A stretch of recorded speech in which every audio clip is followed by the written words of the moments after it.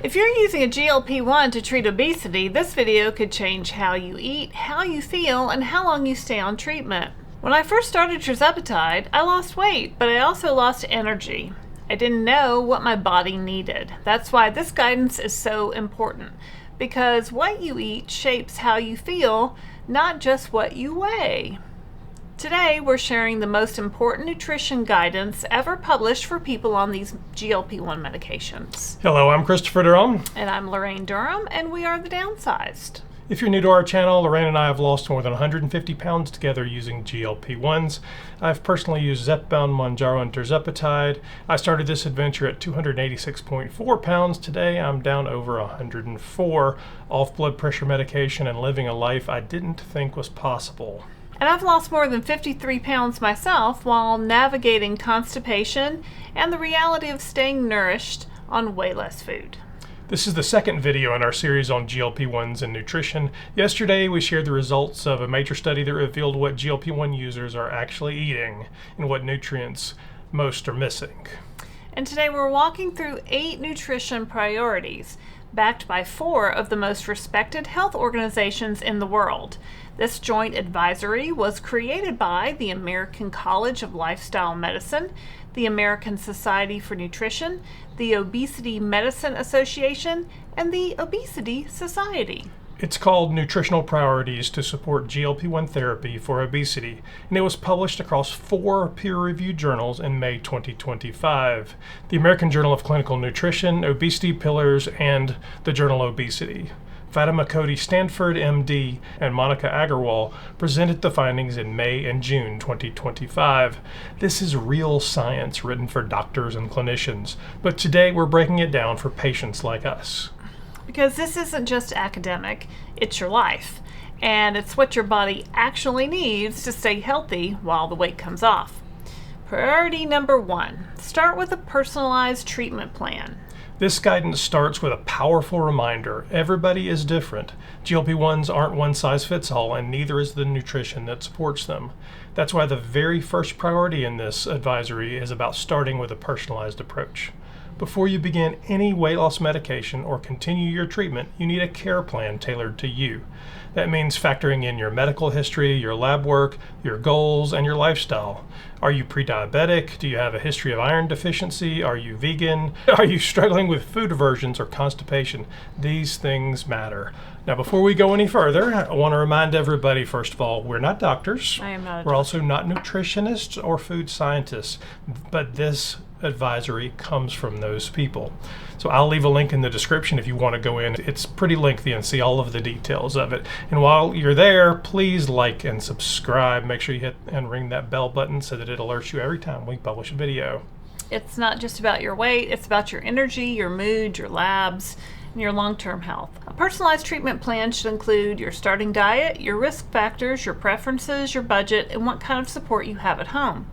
Because how you live affects how you eat, and how you eat affects how you feel on a GLP-1 medication. This kind of individualized care should happen at the very beginning. But if it didn't, don't worry. It's never too late to pause, assess, and get a plan in place that puts you at the center. That's what this first priority is about, making sure you're not another prescription, but a whole person with a path that works. So let's talk about the first priority a little bit, because I know a lot of you struggle with finding medical care that's going to do all of that. Mm-hmm. Right? So, many of you have been into the doctor, and what has the doctor said? You should just diet and exercise. So, the great thing about a plan like this from all of these major medical organizations is they're pushing it out to doctors. So this is training doctors to create better things. All right, priority number 2, assess nutrition at baseline. Before you start changing how you eat, you need to understand how you're eating now. That's what a baseline nutritional assessment is all about.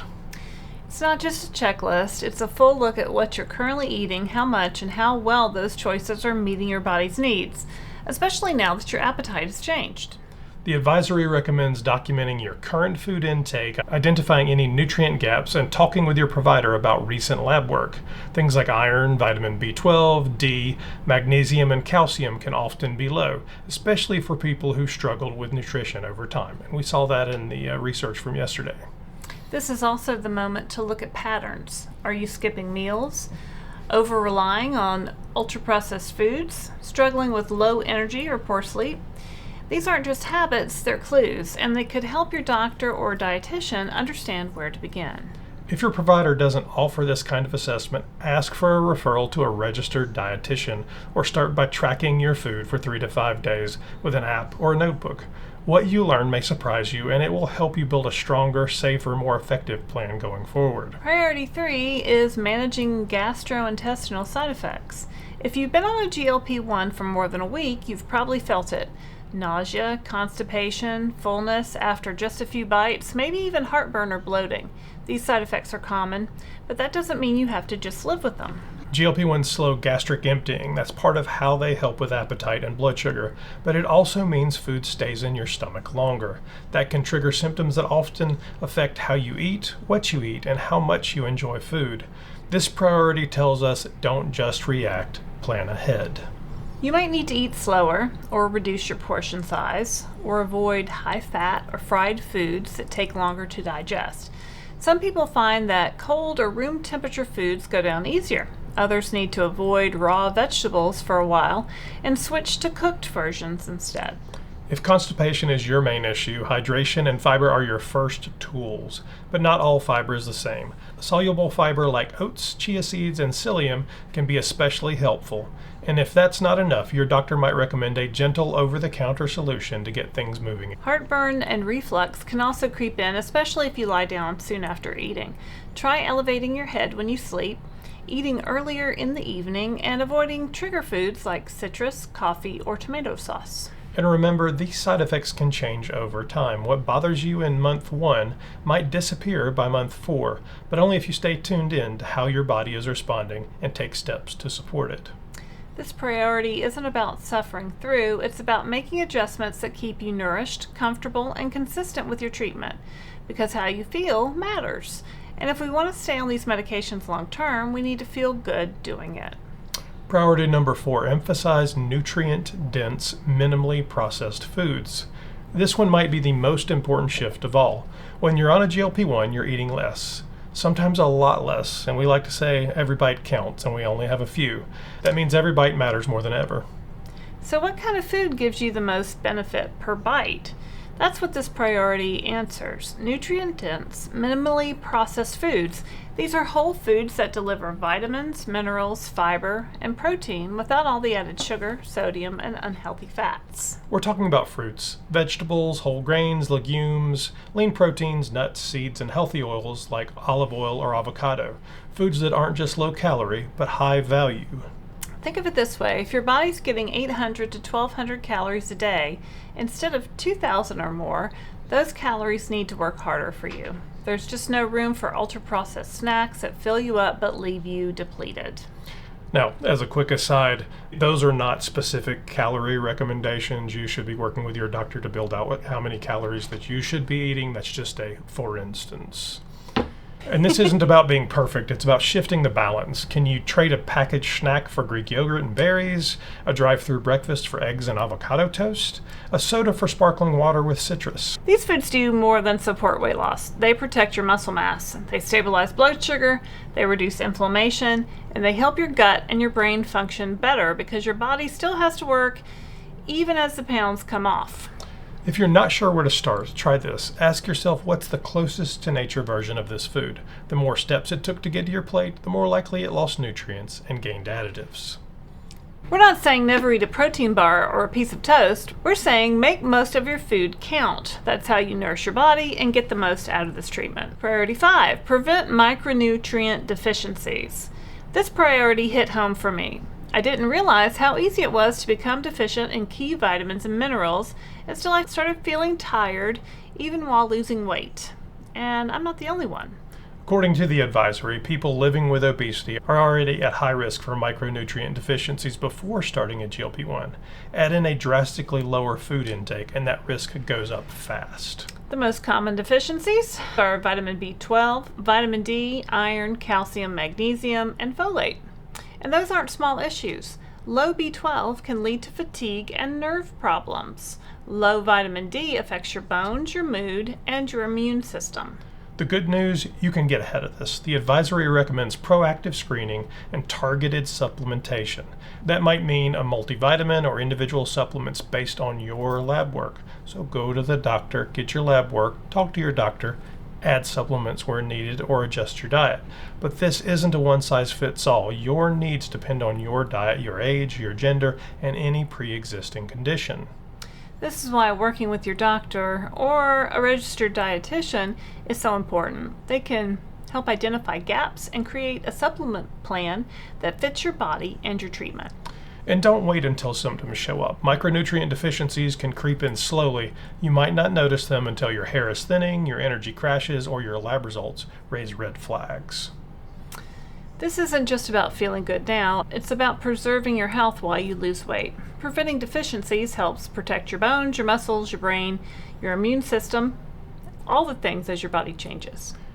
GLP-1s are powerful tools, but they don't feed your body. You do, and make sure you're getting the right micronutrients, and making sure you're getting the right micronutrients is one of the smartest and most protective steps you can take. Priority number 6, prioritize protein and preserve lean mass. This one's a game changer and it's often overlooked. When people talk about weight loss, they usually mean fat loss. But the truth is, without the right support, you're also losing muscle, and that can be dangerous. The advisory makes it crystal clear. Preserving lean body mass should be a top priority during GLP-1 therapy. Because muscle isn't just for strength, it protects your metabolism, supports mobility, and helps you maintain your results long term. And when you're eating less overall, the best way to protect that muscle is to eat more protein, high quality protein at every meal, not just at dinner. So what does that look like? Maybe eggs at breakfast, Greek yogurt with berries, chicken, tofu, or lentils in your salad, a protein shake on days when the food isn't going down easily. The advisory doesn't set a strict number, but many experts recommend aiming for at least 1 to 2 grams of protein per kilogram of ideal body weight. So for me, that's about 80 to 100 grams of protein a day. And it's not just about food. Movement matters too. The best way to keep muscle is to use it. This means adding strength training even in small doses. You can do body weight squats, resistance bands, or lifting light dumbbells, whatever you can do consistently. If you lose muscle, you lose more than strength. You lose function, energy, and long-term weight stability. But if you protect your muscle, you build a stronger foundation for lasting health. So let's stop thinking so much about the number on the scale and start thinking about the composition of our weight. Prioritizing protein and strength isn't extra, it's essential. Priority number 7, using nutrition to maximize weight loss and metabolic health. GLP-1s are powerful, but food is still medicine. GLP-1s are powerful, and what you eat can either amplify the medication's effects or work against them. This priority is about making every calorie count, because when you're eating less, the quality of your food becomes the main driver of results. A well-planned diet doesn't just help you lose weight, it helps you lose fat, protect muscle, stabilize blood sugar, and lower inflammation. That's why this advisory pushes for more than just calorie restriction. It calls for a pattern of eating that supports your whole metabolism, one that keeps you feeling full, energized, and in control, not just lighter. So how do you do that? Start with balance. Combine protein, fiber, and healthy fats in most meals. That means grilled salmon with roasted veggies or eggs with spinach and ham. These combos slow digest and keep you satisfied longer. You also want to think about blood sugar. Highly processed carbs can spike and crash your glucose, even if you're not diabetic. Those crashes can lead to hunger, cravings, and fatigue that sabotage your progress. Whole grains, legumes, and low glycemic fruits are better choices, especially in smaller portions, paired with a protein or a fat. And don't underestimate the power of hydration. Drinking enough water helps digestion, reduces bloating, and supports fat metabolism. Aim for half your body weight in ounces daily unless your provider tells you otherwise. If the scale has stalled, or if you feel off, it might not be your dose, it might be your diet. The advisory reminds us GLP-1s work better when your nutrition is working with them. This is your chance to rebuild a way of eating that supports you, not punish you. This is your chance to rebuild a way of eating that supports you, not punishes you. This is not a diet. This is not denial. This is a way that helps you feel better, move better, and keep the progress you've earned. Priority 8, address lifestyle beyond food. This final priority reminds us that nutrition is only one piece of the puzzle. Yes, it's essential, but to truly succeed with GLP-1s, you need to support your whole life. Because weight loss isn't just about what's on your plate, it's about how you live. Sleep, stress, movement, substance use, even your social connections, all of it matters, and all of it can either support you or sabotage your progress. Let's start with sleep. Poor sleep affects hunger hormones, blood sugar regulation, and emotional resilience. If you're only sleeping 4 or 5 hours a night, no medication or meal plan will be enough to keep your body regulated. Stress plays a huge role too. Chronic stress raises cortisol, which can increase fat storage and trigger cravings, especially for sugar and processed foods. Managing stress through mindfulness, walking, journaling, or therapy is just as important as managing your calories. Social connection also matters more than people realize. If the people around you aren't supporting your new habits, it's harder to stay consistent. But when you find community, whether that's friends, family, or a group like the Downsized, you feel less alone, and that makes all the difference. And then there's movement. We've said it before, you don't need to run marathons, but regular physical activity, whether it's walking, dancing, stretching, or strength training, makes a huge difference for metabolism, mood, and muscle preservation. The advisory is clear. These lifestyle factors aren't optional extras, they're foundational. And addressing them isn't just about weight loss, it's about creating a life you actually want to live and maintain. So ask yourself, how are you sleeping? What's your stress like? Are you moving your body in ways that feel good? Are you surrounded by people who lift you up? Because it's the habits you build that turn short-term change into lasting transformation. These things matter, and they're within your control. It's not about being perfect. It's about building a life that supports your health every day. We've linked the full advisory in the description. It's published across journals like American Journal of Clinical Nutrition and Obesity Pillars. So if you want to take it to your doctor or dive into the research yourself, you can. So let's talk about it for a minute, because I think it's interesting that these 4 big medical organizations really issued an advisory to medical professionals and nutrition professionals. Mm-hmm. So they're saying this is important, people, and you need to learn more about it. They're not telling you what you should eat, but they're more so telling you to work with a doctor or a nutritionist, dietitian to figure out an eating plan personalized to you. Well, I think they're calling the doctors out, saying, hey guys, you need to do better. Yeah, of course. I mean, lots of doctors have, not necessarily been fans of GLP-1s or supported them. So I think as more patients ask for them, the doctors need to know what they need to do to support their patients on this journey. Yeah, and I mean, I know it's hard. There's people all over the country who are looking for a great doctor to help them. We have a link at our site, thedownsized.org. You can go to and search for an obesity certified doctor. Hopefully you can find somebody there that can help you. So there's a lot of opportunities, and I think this is really about improving our healthcare system as a whole and really making sure everybody gets the care they need.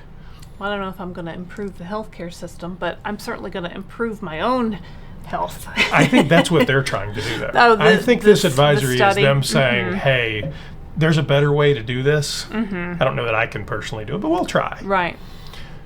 This is science we trust, and we want every GLP-1 user to have access to it. So there you have it, the 8 nutritional priorities that every GLP-1 user should know. These aren't just guidelines, they're a roadmap to better health, better results, and a better experience while on treatment. This matters because too many of us start GLP-1s thinking the medication will do all the work. But the truth is, when you pair it with the right nutrition, you feel stronger, lose weight more effectively, and protect your health long term. You're not just shrinking your body, you're rebuilding your life. If you found this video helpful, please give it a like and subscribe to our channel. We're here every day sharing what we've learned, what the science says, and what really works for people using GLP-1s to treat the disease of obesity. We've said it many times, we're not doctors, we're just 2 people who've lived this and are still living it with honesty, care, and a lot of learning along the way. My name is Christopher Durham. I'm Laraine Durham. And we are The Downsized. We'll see you next time.